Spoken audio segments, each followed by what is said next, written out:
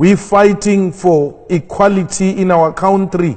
We do not want to replace white supremacy with black supremacy. We want to create a society where all of us exist as human beings and not as white and black. We want to restore the dignity of the African continent and position Africa as an equal partner in the world economy and international politics. We want Africa to be like Europe. We don't want Europe to treat Africa like it is its own subject. Africa's time is now. No one should continue with the exploitation of our minerals without our involvement. Not even China will be allowed to recolonize Africa. We are called economic freedom fighters because we want any foreign direct investment to come and invest in Africa through our own terms and to the benefits of the people of Africa. It might be a dream. Some might think it's not real. But we know we're going to achieve it. For because this dream is not just a dream but a generational mission. It's a generational mission we are not prepared to sell out. We want to restore the dignity of African people.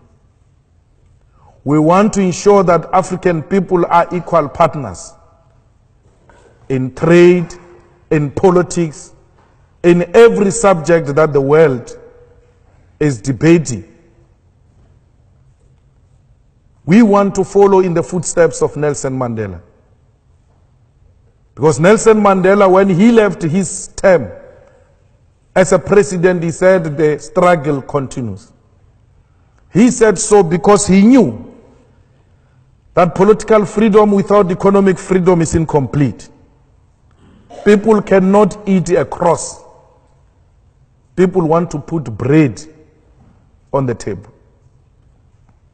So, like many African leaders, we have committed not to betray the dreams of those who came before us.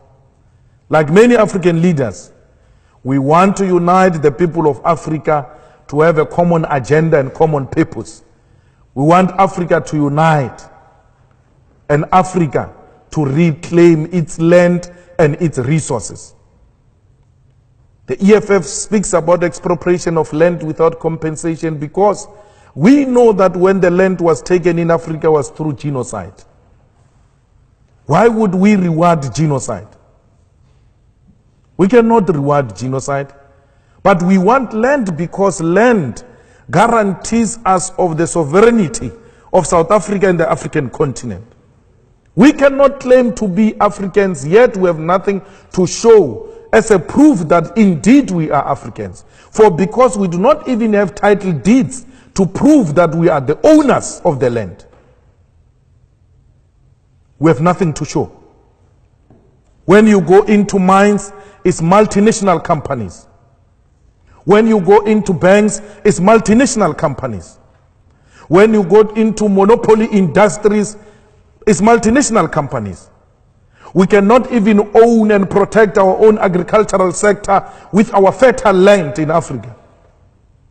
Because Europe and the entire developed countries use Africa and South Africa as a dumping site. Every lower grade food get to be dumped in our countries, undermining our own agriculture. When we say those things, we are called communists, we are called anarchists, we are called radicals, because we must continue to bow before a white supremacist. We're refusing that. We're refusing to bow before imperialism and colonialism. We want a total control of our own country and our own land. We will rather die for a dream that is going to be realized by many generations after us. Even if we don't realize it ourselves, we have made a commitment to lay a firm foundation for for generations to come. We seek to inspire confidence amongst many African masses that they must stand on their own. In this day and era, you still have a situation where there are African states paying colonial tax to France.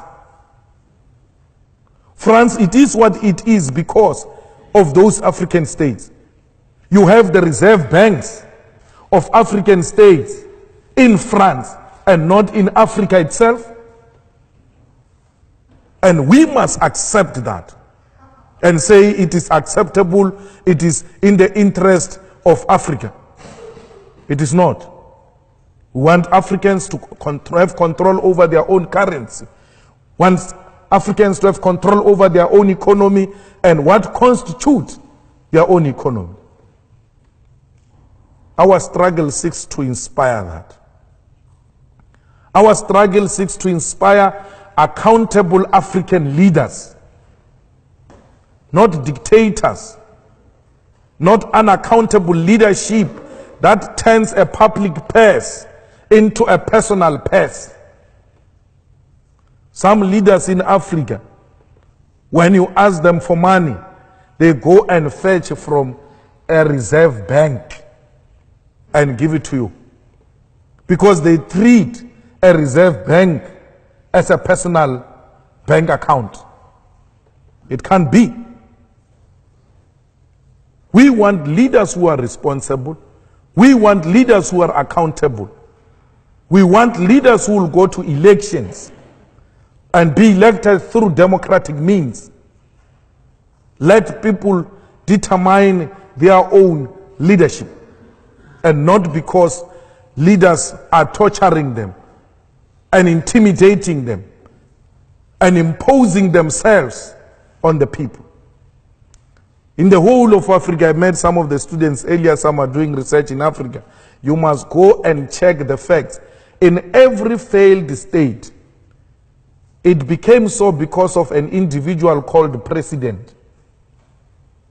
The president takes over the country and everything else gets to be designed around the individual called president.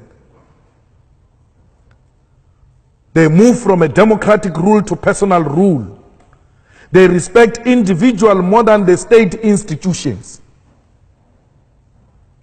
If a president does not like a red beret, a law is passed that all red berets are banned in this country.